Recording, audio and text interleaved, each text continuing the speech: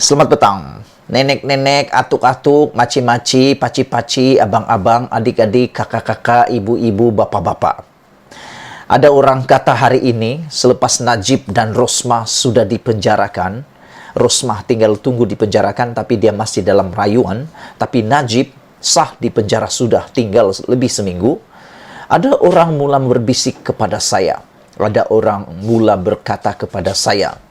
Mereka kata begini, oh rupa-rupanya kalau PRU 14 dulu, Barisan Nasional tak tewas, tak tumpas, tak tumbang, maka akan ada potensi perbuatan-perbuatan yang telah terbukti di mahkamah dan telah didapati bersalah itu mungkin tidak akan diketahui. Mungkin akan tersembunyi sampai selama-lamanya.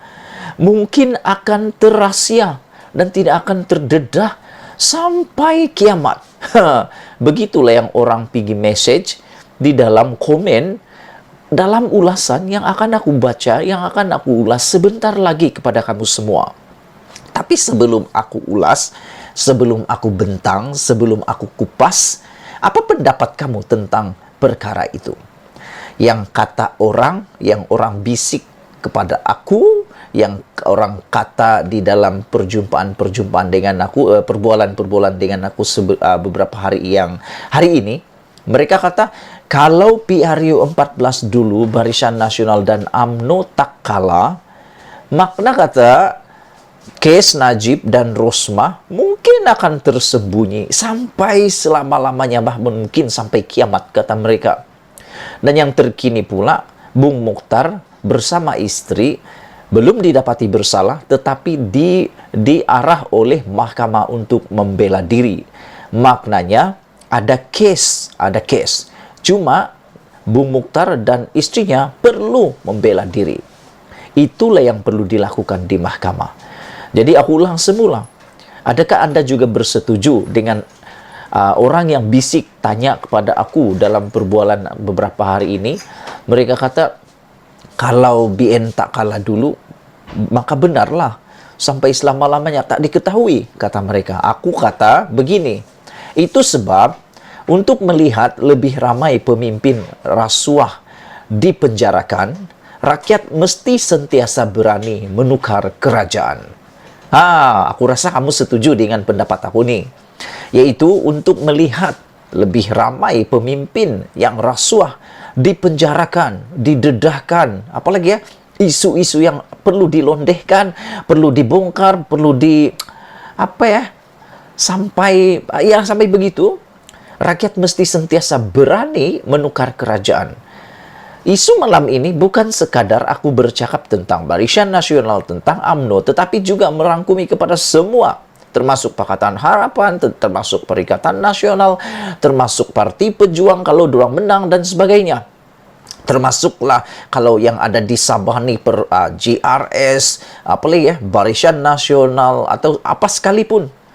Untuk kita melihat lebih ramai pemimpin yang rasuah dipenjarakan, kita mesti berani menukar kerajaan. Kerana kerajaan yang berpuluh-puluh tahun tak ditukar-tukar, ada potensi untuk berlaku kecurangan, ada potensi berlaku salah guna kuasa kerana mereka sudah rasa selamat. Itu sebabnya selepas 60 tahun, Malaysia merdeka, dipimpin oleh parti yang paling tak boleh disentuh dahulu, tak boleh kalah langsung, yaitu Barisan Nasional, akhirnya tumbang.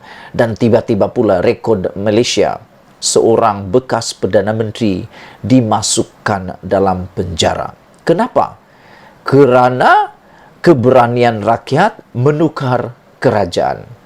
Oleh sebab itulah aku memilih isu ini daripada seorang penulis blogger yang amat terkenal, yaitu Syabuddin. Aku setuju dengan apa yang dia kata, yaitu perlu tukar kerajaan, berani tukar kerajaan, barulah kita dapat melihat semua perbuatan-perbuatan khianat, perbuatan salah guna kuasa, rasuah dan sebagainya boleh didedahkan. Hampir semua daripada kita pada umumnya benci pada rasuah. terutama yang dilakukan oleh pemimpin yang memegang kuasa. Baru tadi petang aku udah bagi satu ulasan yang amat aku suka, secara pribadi aku suka. Yaitu apa beza pencuri biasa dengan pencuri politik. Kalau kamu nak tahu, kamu bolehlah tengok dalam ruangan TikTok aku yang aku udah kirimkan. Juga dalam ruangan konten dalam YouTube aku ini. Yaitu apa perbezaan pencuri biasa dan pencuri politik. Rasuah oleh pemimpin yang berkuasa bermakna mereka mencuri sebahagian daripada peruntukan kerajaan yang sepatutnya dibelanjakan untuk kepentingan rakyat miskin. Orang yang mencuri setin sardin pun kita benci. Apalagi kepada pemimpin yang mencuri berguni-guni wang kerajaan untuk dimasukkan ke poket sendiri. Aku belum pernah dengarlah mereka simpan duit itu dalam guni. Tapi kalau dalam perbicaraan yang telah dilalui oleh Rosmah, dikata bahwa duit itu disimpan dalam bag. Bagnya, wah, aku tak tahulah berapa banyak duit, berapa keping, berapa besar bag itu. Tetapi dalam pendedahan di mahkamah, disimpan dalam bag, bukan guni. Disebabkan adanya rasuah, semua yang dirancang untuk kepentingan rakyat akan menjadi tidak berkualiti atau kerajaan terpaksa mengeluarkan perbelanjaan tambahan dari peruntukan asal. Kalau bangunan, jambatan, atau projek solar untuk sekolah yang ingin dilaksanakan, rasuah memungkinkan ia terbengkalai atau tidak mampu disiapkan. Akhirnya, lebih banyak dana kerajaan dikeluarkan hanya untuk membuncitkan perut pemimpin yang makan rasuah. Malah lebih banyak proyek dilaksanakan lagi buncit perut mereka, sedangkan rakyat terus sengsara, rakyat terus miskin, serta sengsara. Sebab itu, dalam minggu-minggu kebelakangan ini, di mana Najib Razak dipenjarakan, Rosmah Mansur didapati bersalah, Bung Mukhtar Radin dan istri diarah bela diri, disertai dengan pemimpin lain seperti Zahid Hamidi dan Aziz Rahim yang sedang dibicarakan, rakyat secara puratanya amat gembira dengan perkembangan tersebut. Sebenarnya semua ini adalah hasil daripada berjayanya PH menjadi kerajaan selama 22 bulan sebelum ini. Tanpa pertukaran kerajaan dan tanpa PH menjadi kerajaan, atau dalam erti kata lain, jika BN masih berkuasa dan tidak dikalahkan pada PRU 2018 lalu, sudah pasti apa yang terjadi hari ini kekal terperap sebagai kotoran yang disembunyikan di bawah permaidani. Itu baru 22 bulan PH berkuasa. Bayangkan jika sampai habis penggal atau beberapa penggal. Tidak mustahil penuh dalam media arus perdana dengan berita rasuah mereka yang bergelar pemimpin belaka. Begitupun dalam hal yang menimpa Najib, Rosmah dan Bung Mukhtar itu, tidak kurang ramai yang memberi penghargaan kepada Perdana Menteri Ismail Sabri Yaakob kerana dilihat kekal tabah dan cekal dengan pendirian, tidak campur tangan dalam urusan mahkamah biarpun didesak siang dan malam untuk berbuat demikian. Pendirian beliau tidak mahu campur tangan telah memberi harapan dan keyakinan kepada rakyat untuk melihat negara ini dapat diselamatkan. Harapan rakyat seterusnya ialah lebih ramai lagi pemimpin yang terkait dengan rasuah, terutama yang sedang dibicarakan sekarang, akan turut menerima hukuman masing-masing setelah kesalahan mereka berjaya dibuktikan.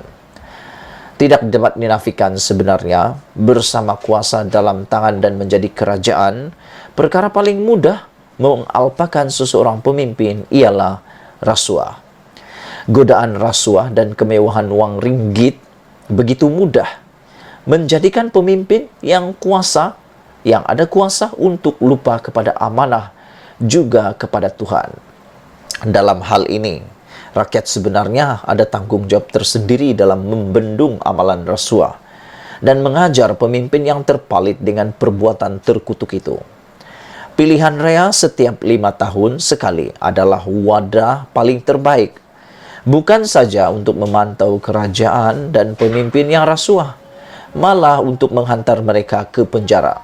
Dalam hal ini, Rakyat tidak harus takut menjatuhkan kerajaan jika didapati atau disedari amalan rasuah begitu berleluasa di dalamnya. Sebagaimana telah terbukti melalui PH berkuasa selama 22 bulan, dapat menghantar bekas Perdana Menteri ke penjara dan istrinya pula mungkin bakal ikut sama. Perkara itu tidak seharusnya terhenti setakat ini saja. Sebaliknya, iltizam menukar kerajaan dan harus menjadi pegangan yang berterusan dalam diri rakyat bila tiba waktu pengundian. Tidak kiralah apa jenis kerajaan sekalipun, ia tidak menjamin mereka benar-benar bebas daripada amalan rasuah. Dan sepanjang 5 tahun mereka berkuasa, kita semua harus memantau dan memerhatikan sepanjang masa. Jika tiada rasuah, bolehlah terus disokong dan diundi lagi untuk jadi kerajaan. Tetapi kalau amalan rasuah berleluasa, pastikan undi kita adalah untuk mereka berpindah kediaman ke penjara. Kalau kerajaan baru pun kemudiannya didapati bejat dan rasuah juga, rakyat sekali lagi mesti menjatuhkan mereka. Tidak mengapa, kerajaan dijatuhkan berkali-kali dan penjara penuh dengan pemimpin. Yang penting, nasib rakyat dapat diselamatkan pada kesudahannya nanti. Ulasan ini diubah suai oleh saya dan saya baca ulasan juga oleh Sabudin Hussein. Sekian dulu, sila tinggalkan komen Anda tentang isu pada kali ini. Jangan lupa share video ini supaya semua orang tahu kita perlu sentiasa berani menukar kerajaan untuk memastikan rakyat terbela dan pemimpin yang rasuah dipenjarakan. Jumpa lagi. Bye-bye.